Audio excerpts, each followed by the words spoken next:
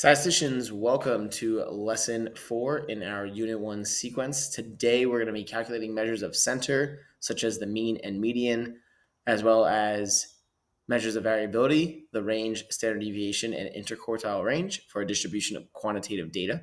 We'll know that we've got it when we can explain how outliers and skewness affect measures of center and variability. Before we segue on to our next slide, we have some new vocabulary here: the mean, statistic, parameter, resistant, median, and range. Let's get to it.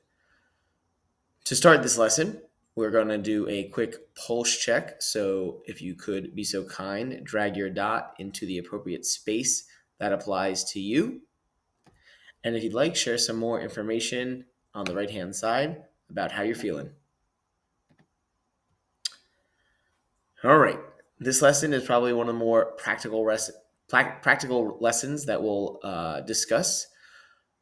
Oftentimes, as you transition into adulthood, you'll be applying for a job and you'll be looking up some data regarding that job and the benefits that it might offer.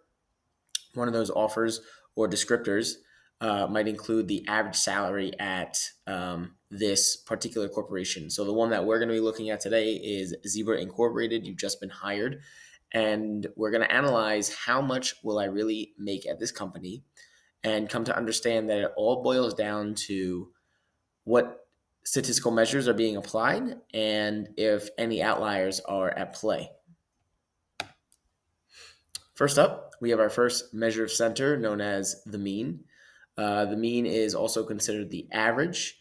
It is represented in two ways. X with a little line over the top, we define that as X bar. And the other one is the lowercase Greek letter mu. So first and foremost, if you've forgotten, oh, that is brilliant. I wish I knew that. How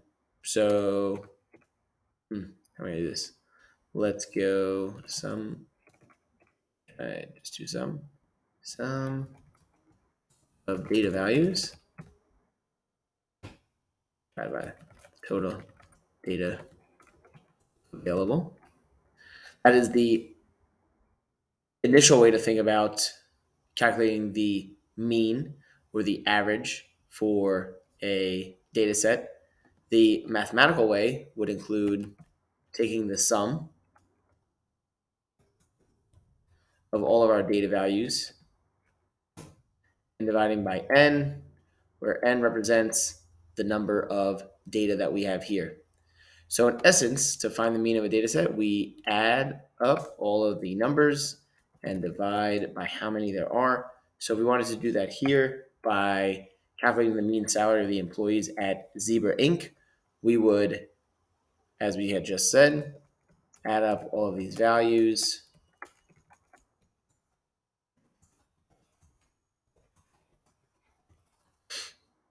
and subsequently divide by 12, 1, 2, 3, 4, 5, 6, 7, 8, 9, 10, 11, 12. When you do that, I'll let the Desmos software, 67.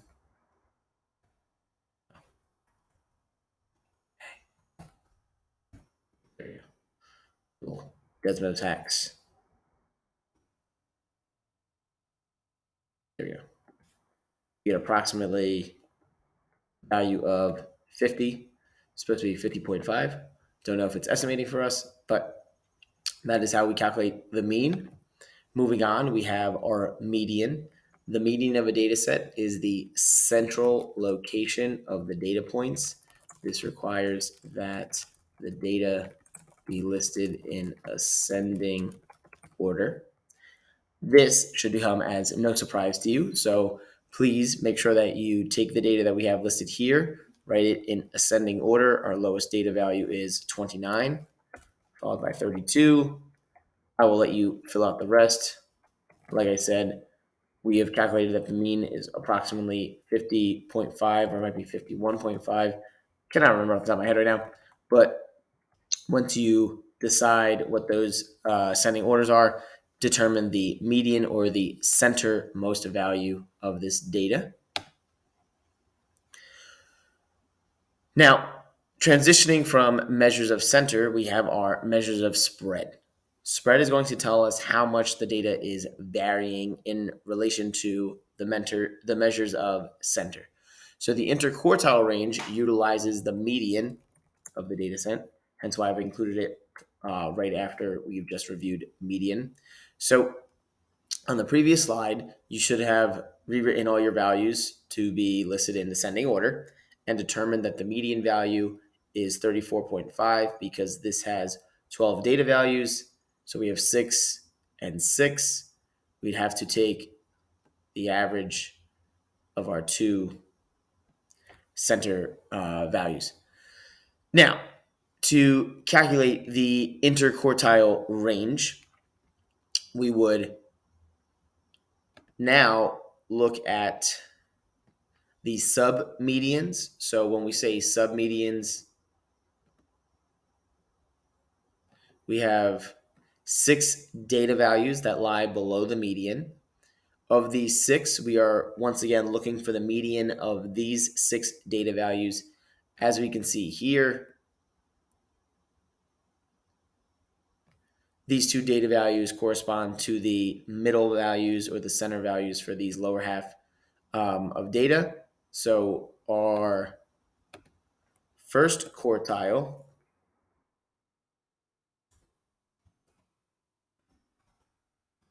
Q1 will be a value of 34. Applying that same thought process, one second, different color.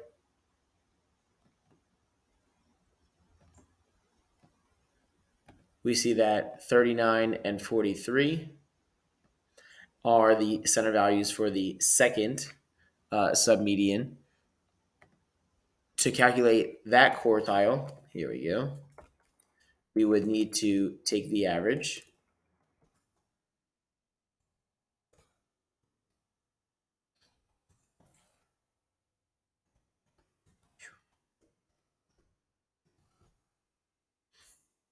Which would give us approximately a value of 41.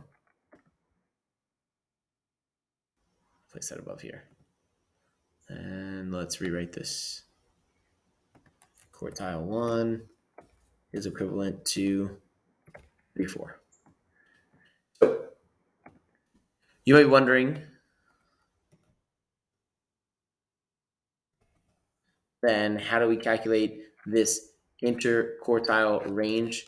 Remember, the interquartile range is obtained by subtracting the third quartile value from, I should say the first quartile value from the third quartile value. So here we have 41 minus 34, which is equivalent to 7. Next up, an oldie but a goodie, the range. Remember, the range is equivalent to the difference between the maximum and minimum values. It is not an interval. Oftentimes, the most common mistake is people would say with a minimum value of 29 and a maximum value of 185, that is a range. That is incorrect. The range is a singular numerical difference between the maximum and minimum values. And that is something that I firmly believe all of you are able to accomplish. So I'll leave that for you once more. Now, the last statistical descriptor we're going to discuss for this particular video is standard deviation. As you can see, the formula that I provided you is very daunting, but it is not a mathematically complex algorithm. To start, the standard deviation describes how much our data varies from one of its central values, in this case, the mean. I'll remind you at this point in time that the measure of spread, the interquartile range, is based on the median. So the standard deviation is based on the mean. I'm going to walk you through how we would manually calculate the standard deviation before showing you a little or a subtle nuance that society has come to discover. So the first thing that we want to do is calculate the mean of the data set. So I believe I had said before that the mean is 50.5. You're definitely going to need a calculator in this case. After we calculate the mean of the data set, we are going to calculate the distance from the mean for each data point. So first and foremost, what we should really do is reorganize this data. Oops, 29, 32. And let me go back to my interquartile 434s, 235s.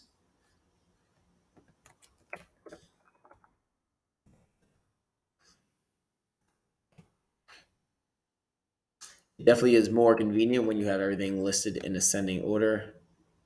39, 3, 67, and 185.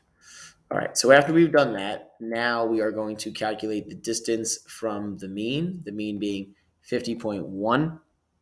So 29 minus 50.1 is going to provide us with a value of negative 21.1. 32 minus 50.5 would give us a value of negative 18.1. 34 minus 50.1 would give us a value of negative 16.1. And that would obviously happen 4 times.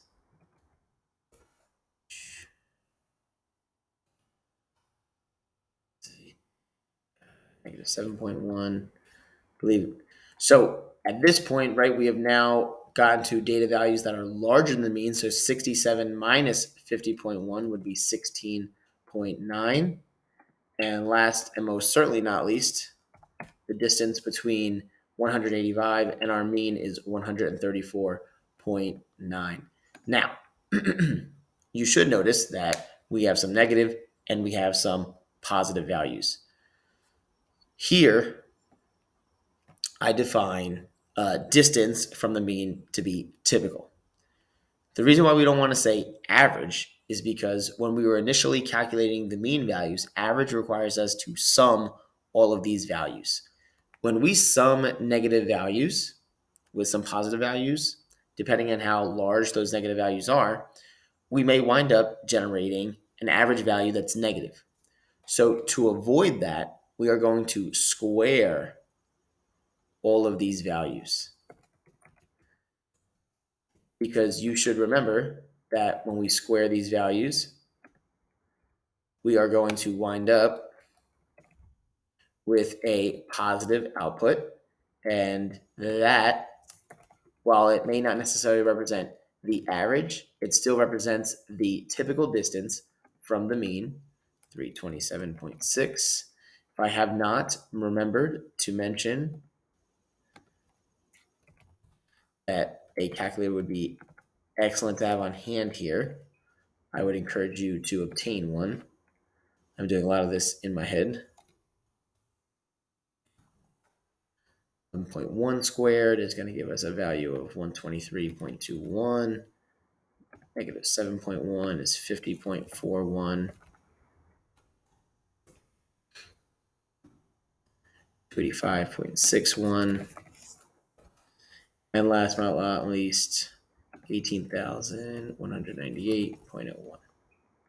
So we've calculated the mean, then we've calculated the distance from the mean for each data point. We are then going to square each distance. Next up, we are going to sum and then divide that sum by n minus 1, n representing the number of data points. The rationale for dividing by n minus 1 stems back to the fact that we are not necessarily calculating an average here, which is why we are not dividing by n, but a typical distance from the mean.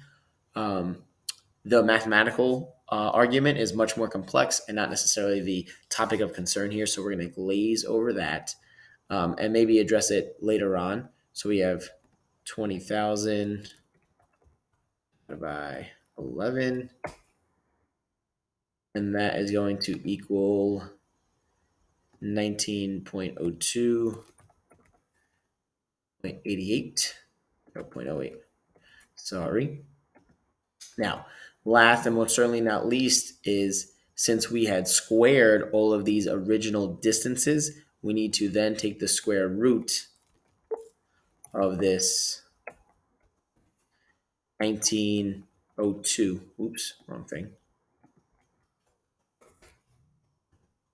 And we get that the average variation or typical variation in these salary values is approximately 43.61, which we then can say the salaries in this data set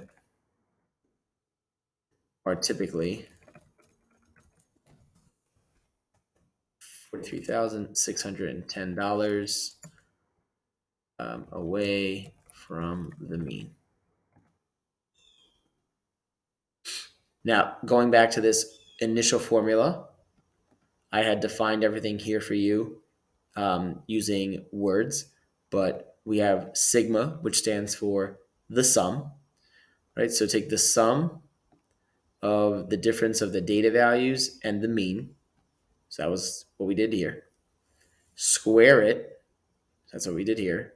Sum it, divide by n minus 1, and then take the square root because the square root is the grouping symbol.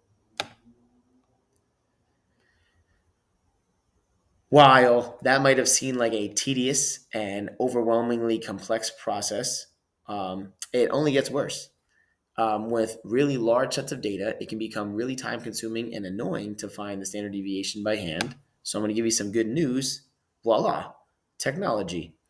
So I've taken the liberty of taking the data set that we were working with and shown you how you can utilize Desmos or even your calculators, which we'll go over in class, to calculate the mean, the median, and the standard deviation of this particular data. So that is definitely something I would keep in my back pocket because there is no need to do outdated, archaic processes when we have technology that allows us to be much more efficient. We finally arrived at our discussion question, so let's skew it. Here's our measures of center and spread for the salary data that you've been presented with. The boss is trying to hire you to work at Zebra Inc. and says that our typical salary is $50,100. Is this misleading? Why or why not? And last and most certainly not least, which measure of spread, the range, the standard deviation, or the interquartile range, best represents the typical distance between salaries? Once you make your selection, please explain your thinking. And then, as always, complete your reflection and synthesis form, and we'll pick up with our enhancement opportunities all together in class. Good luck, statisticians.